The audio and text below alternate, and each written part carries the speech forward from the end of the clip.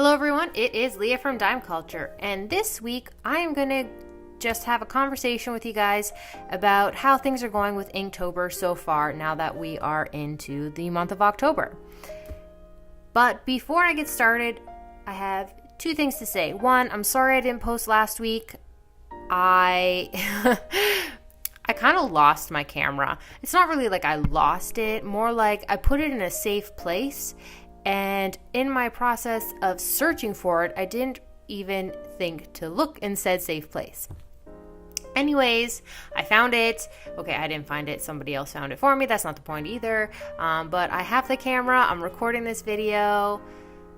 And yeah, so I'm back to it. And my second announcement is that if you missed my previous two Inktober prep videos, I am going to leave a link to them in the description below because Inktober basically just started, so there's still plenty of time to dive in and join in on all the creative fun. So, how is Inktober going for me? Well, if you have seen my previous videos, you know that I had mentioned how I wanted to keep everything in my one small sketchbook right here. I want to keep things simple and basic and have minimal supplies. And I was using this small book because of portability reasons. And I even went in and I tested it out, and I've been using it for a little while, so I know what the quality of paper is. However, the day before Inktober started, I chose not to use this little book. And the only reason I chose not to use it was because of just how small it is. I found even though the shape of it is really fun for working with composition and learning with my framing, the size itself, I've been struggling with for basically just putting in visuals, like I've been feeling lackluster about it, and I really wanted to enjoy this month, so I ended up choosing not to go with it. And it doesn't help that when I was at my local art supply store, I also found something new to play with, and it is this watercolor paper right here. So the store just started carrying it, and I was like, oof, I gotta try this. So I bought it, and one of the things that really drew me to it is the fact that it is still a square shape, so it's still going to challenge me on how I'm going to do my composition, but it was much larger, so I could do more things within it, and it felt like it gave me more variety. Now, with this being watercolor paper, it is very textured, so for doing fine lines and things like that with pens, I found it to be a little difficult. Plus, because it is watercolor paper, I like to think of watercolor paper as being slightly fragile, so you don't want to do too much sketching on top because then it'll leave indents. So what I did was I pulled out my little notebook thing here. Like, I keep it with me and I just do little doodles and things like that in it.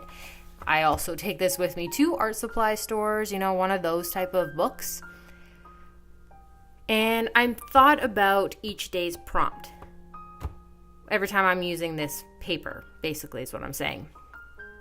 So yeah, I started off day one. The prompt was poisonous. And so what I did was I sketched out my idea and kind of got an idea of framing. So that way I could go into this and have something that I wouldn't be constantly going back into and editing and getting a little frustrated with, that kind of stuff. And I'm quite happy with how it turned out.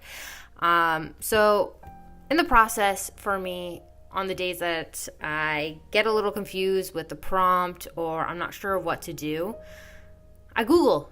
And on the first day, I wasn't sure what I wanted to do because of the prompt word being poisonous or poison. The point is, it was poison. And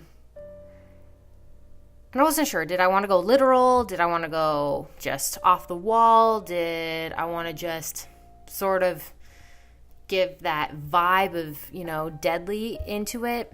But I'm not really that kind of artist. Like my wheelhouse really is florals and abstract and impressionistic things. So what I did was I Googled for poisonous flowers and I found one called Lily of the Valley. And what really drew me to that one was the fact that it had a cool name. That's it. Now, as you can see with the artwork itself, I'm still keeping my supplies really basic and simple. So I did use all the things in here that I originally planned on keeping and using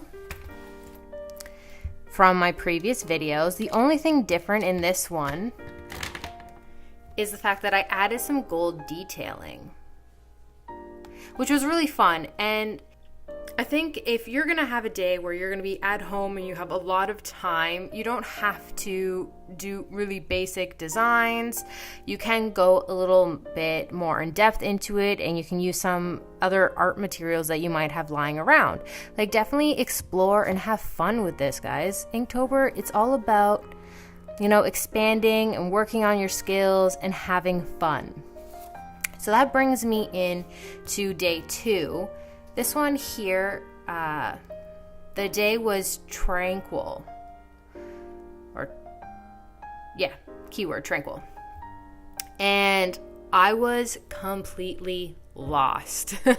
I had no idea what I was going to do.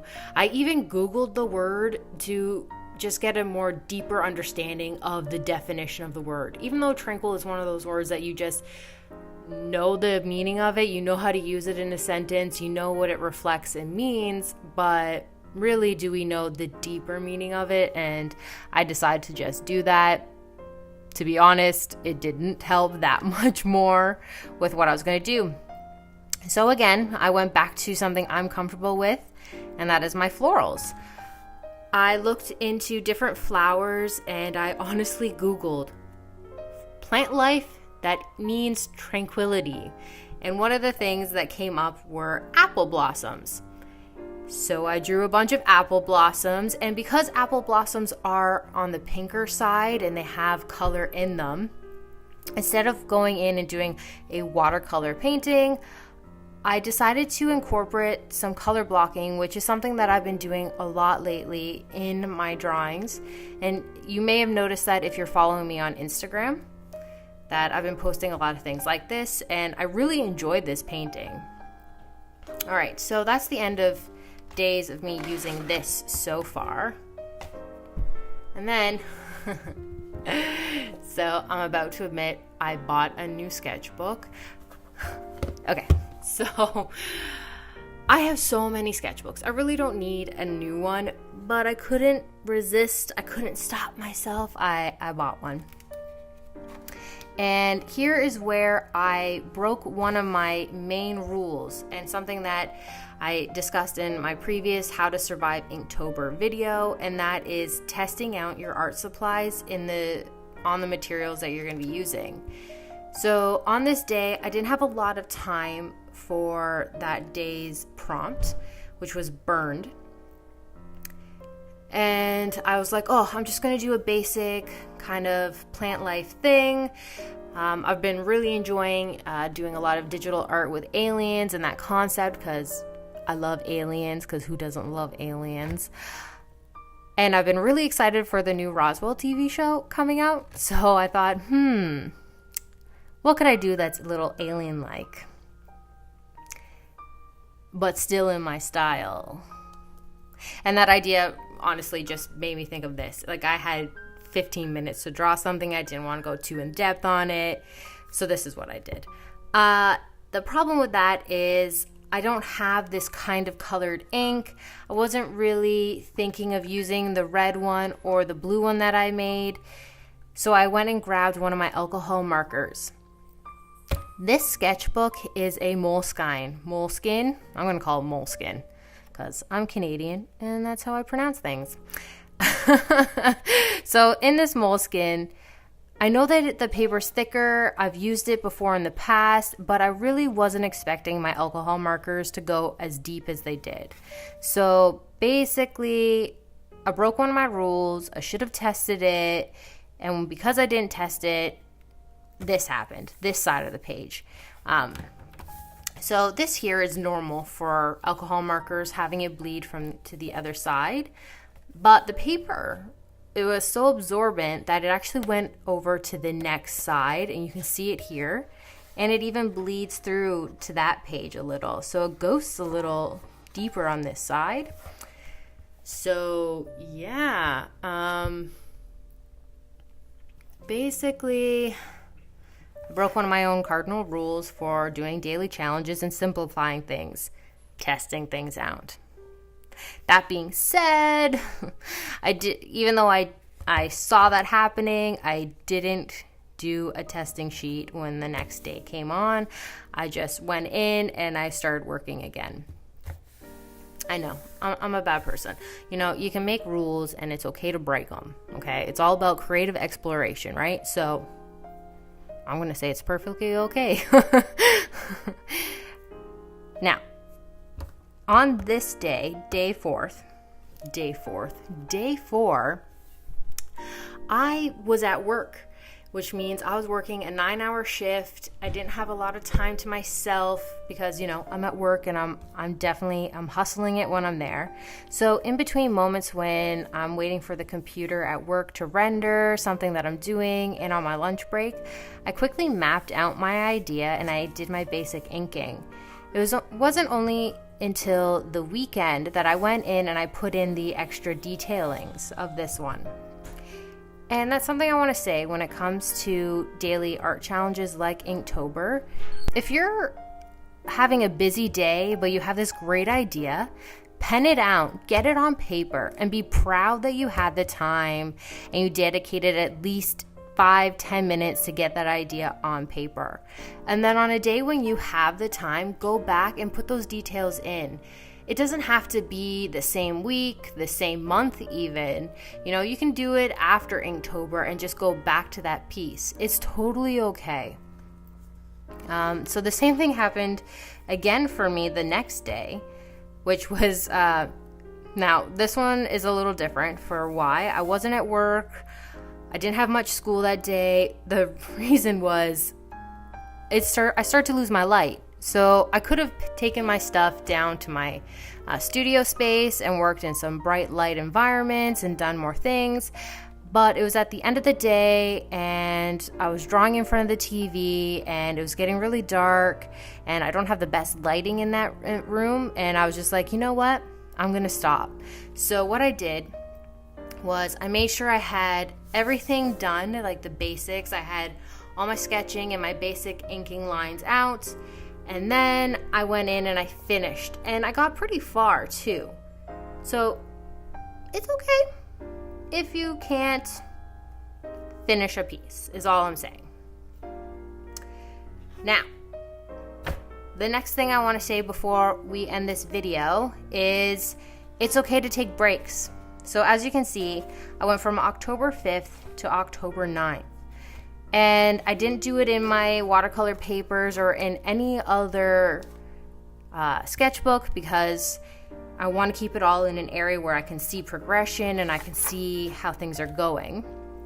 Now, I stopped because here in Canada, it was our Thanksgiving weekend, and really, I didn't have the time to sit down every day and do something. So instead of adding in that stress of having to do something, I just took the weekend off. I chillaxed and I spent time with family. I worked a little, did some schoolwork. I, played with my puppy. I just had a good weekend. But as soon as the time came, October 9th, I was like, yeah, let's get this. I'm going to go with the flow. I'm going to have some fun with this again. So I'm excited to continue this week off. And I really hope that this video helped you at least in seeing that you don't have to be so detail-oriented. And hey guys, sorry about that for just cutting right out mid-word and mid-sentence thought. The phone started to ring, and so I had to go get it. And I've been doing this as one solid video. Mostly because I find that to be so much more relaxing and more authentic to who I am for this just to be a conversation. So I hope that's been okay, and this little break right at the end isn't too disturbing to you, or maybe me just bringing it up actually points it down and makes it worse. I don't know. Let me know in the comment section below. Anyways, we are at the end of the video. I honestly don't remember what I was saying prior to coming back. I think it was something along the lines of, I'm really hoping that this video was helpful for you, to see that, basically to see the behind the scenes type thought process behind creating the visuals for Inktober. I know that there's a lot of visuals online right now of like these amazing elaborate pieces, and not all of us have time to sit down for the entire day and create something. So yeah, I really hope it's helpful. And before I sign off, I just want to say thank you so much for watching this video. If you do have any questions or anything, let me know in the comment section below. If you liked this video, please give it a thumbs up. And if you aren't already subscribing and you're really interested in bringing in that creative, magical healing power of art, definitely subscribe to me here at Dime Culture. And until next time, everyone, stay magical.